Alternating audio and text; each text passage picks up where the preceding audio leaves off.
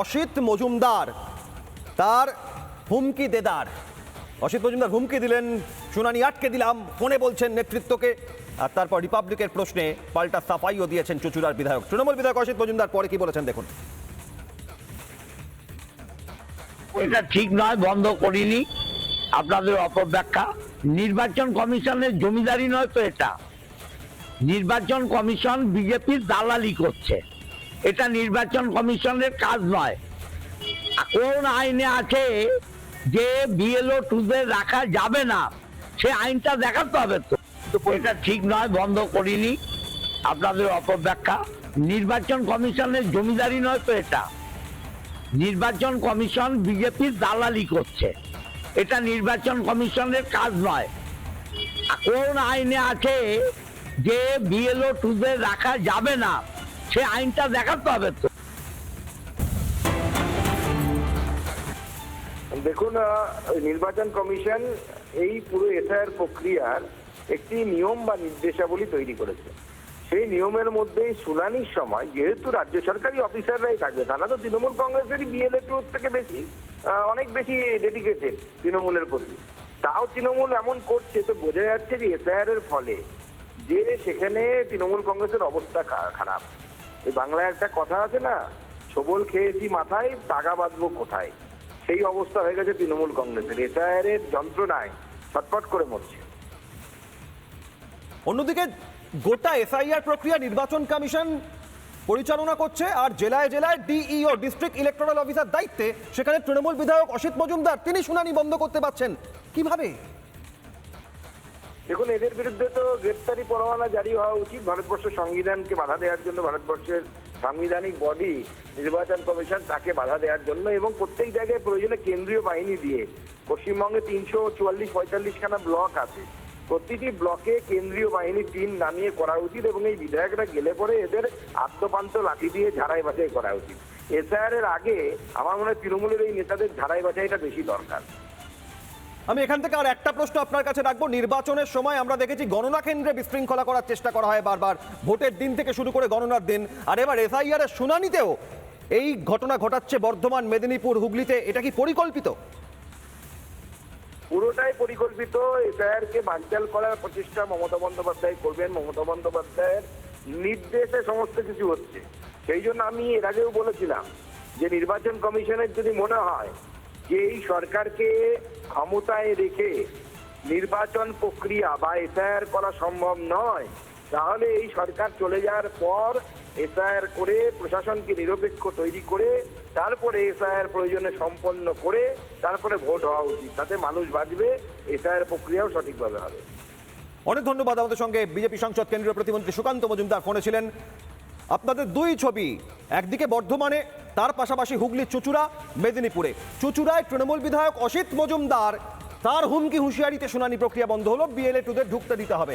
অসিত মজুমদার একজন বিধায়ক, জনপ্রতিনিধি, তিনি নির্বাচন কমিশনের প্রক্রিয়াকে কিভাবে বানচাল করতে পারেন? অসিত মজুমদার কি বলছেন দেখুন। হিয়ারিং পদ্ধতির বিরুদ্ধে যাকে তাকে যে কোনো অবস্থায় হিয়ারিং করে দেওয়া হচ্ছে। প্রশ্ন একটাই যে বিএলএ টু তারা কেন হিয়ারিংয়ে থাকবে না? স্বচ্ছতা যদি আনতে হয় বিএলও টুদের রাখতে হবে। বিএলও টুদের না রেখে কোনো হিয়ারিং করা যাবে না। তাহলে আমাদের লিখে দিক যে বিএলও টুরা থাকতে পারবে না। বিএলও টুরা থাকবে না, হিয়ারিং হবে, মানুষের নাম হবে, বাদ হবে নাম। একটা জেনুইন ভোটার নাম বাদ হবে না। এই জমিদারি প্রথা আমরা চলতে দেব না। আমরা হিয়ারিং বন্ধ করেছি। এই জুলুমবাজি এবং জমিদারি আমরা করতে দেব না। না, লিখে দিতে হবে। লিখে না দেওয়া পর্যন্ত আমরা হিয়ারিং করতে দেব না। নির্বাচন কমিশনের প্রক্রিয়া এফআইআর স্পেশাল ইন্টেন্সিভ রিভিশন, সেখানে চুঁচুড়ার বিধায়ক তিনি করতে দেবেন না হিয়ারিং, শুনানি। এই অধ্যত্ত, এই বক্তব্য তাঁর। আর তারপর আবার সাফাইও দিয়েছেন তৃণমূল বিধায়ক অসিত মজুমদার। শোনাবো তার আগে বিজেপি নেতা অভিনেতা রুদ্রনীল ঘোষ রয়েছেন। রুদ্রনীল, বিএলএ টু প্রত্যেকটা রাজনৈতিক দলের রয়েছে, কিন্তু তৃণমূলের বিএলএ টুরা শুনানি প্রক্রিয়ায় ঢোকার চেষ্টা করছে জোর করে, মেদিনীপুর, বর্ধমান, হুগলি, দিকে দিকে। কি বলবেন? দেখুন, তাদের এই আচরণ আবার পশ্চিমবঙ্গের মানুষের কাছে স্পষ্ট করে দিচ্ছে যে এরা ভুয়ো ভোটকে ভোটার লিস্টে রেখে দিতে চায় এবং তার জন্য শেষ মুহূর্ত অবধি অরাজকতা, অন্যায় এবং দেশ বিরোধী কাজ করতেও পিছুপান নয়। এই ভুয়ো ভুতুড়ে যে অবৈধ ভোট, তা তৃণমূলের সম্পদ। মমতা বন্দ্যোপাধ্যায় একদম শুরুতেই প্রমাণ দিয়ে দিয়েছিলেন যখন বলেছিলেন SIR হতে দেব না, অর্থাৎ চাল থেকে কাঁকর বাঁচতে দেব না। আমরা যে যে রাজনৈতিক দলেরই সমর্থক বা কর্মী হই না কেন, আমরা কেউই জানি না যে এই ভোটার লিস্টের ভুতুড়ে ভোটগুলো কারা ছিল বা কারা, বা তারা লিস্টে থেকে গিয়েও কাদের ভোট দিতেন। কিন্তু তৃণমূল এবং মমতা বন্দ্যোপাধ্যায় প্রমাণ করে দিয়েছেন এই SIR এর বিরোধিতা করতে গিয়ে যে এই ভোটগুলোর মালিক তারাই, এবং শেষ মুহূর্তে এই অরাজকতা করার চেষ্টা করছে। কিন্তু বিশ্বাস করুন, সবাই জানে যে আদপেই এদের কোনো লাভ হবে না। এরা মানুষকে বিভ্রান্ত করার চেষ্টা করছেন, পরিবেশটাকে ভয়ের তৈরি করার চেষ্টা করছেন। কিন্তু জেনে রেখে দিন, যারা এই অরাজকতা তৈরি করার চেষ্টা করছে, ভারতীয় সংবিধানের বিরোধিতা করে কেন্দ্রীয় নির্বাচন কমিশনের নিরপেক্ষতাকে বানচাল করতে গিয়ে তাদের বিনাশ আসন্ন এবং অবশ্যম্ভাবী। এ পশ্চিমবঙ্গের সব মানুষ বুঝে গেছেন। আমার সংক্ষিপ্ত প্রশ্ন, প্রথম দফায় রুদ্রনীল মৃত ভোটার, ভুয়ো ভোটার, স্থানান্তরিত ভোটার 58,20,898 জনের নাম বাদ যাওয়ার পর শুনানিতে 30 লক্ষ ভোটারকে ডাকা হয়েছে। এতেই কি অশনির সংকেত যে আরো 30 লক্ষ ভোটার শুনানিতে ডাকার পর কি হবে? এর জন্য এই ঘটনা। দেখুন, বিএলওদের একটা বড় অংশকে মমতা বন্দ্যোপাধ্যায় যে হুমকি দিয়েছিলেন যে ভোটার লিস্ট থেকে কোনো নাম যাতে না বাদ যায়, তাই কিছু অনুপ্রাণিত বিএলও, আপনাদের সবার মনে রয়েছে যে প্রায় 2200 বুথে 25 বছরে কেউ মারা যায়নি বলে এই অদ্ভুত তালিকা প্রকাশ করেছিল, যা সারা পৃথিবীর কাছে বিস্ময় ছিল। এবং মানুষ অমরত্ব লাভের জন্য সেই বুথগুলোতে, পশ্চিমবঙ্গের এই 2200 বুথে তারা নাগরিক হওয়ার জন্য প্রায় আবেদন দেওয়ার প্ল্যান করছিলেন।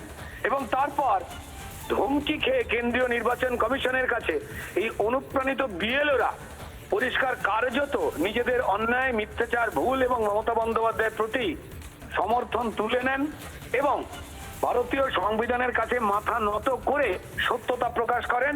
আর এখন এই ভুতুড়ে বুথগুলো খুঁজে পাওয়া যায় না।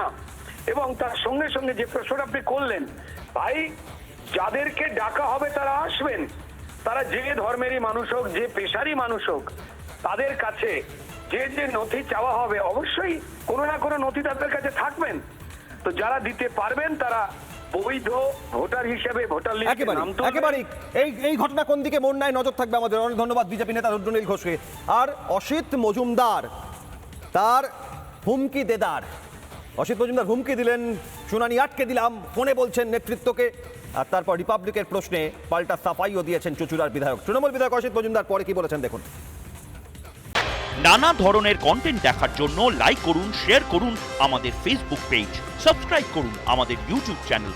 পাশাপাশি অন্যান্য ব্রেকিং নিউজের জন্য অবশ্যই চোখ রাখুন রিপাবলিক বাংলায়।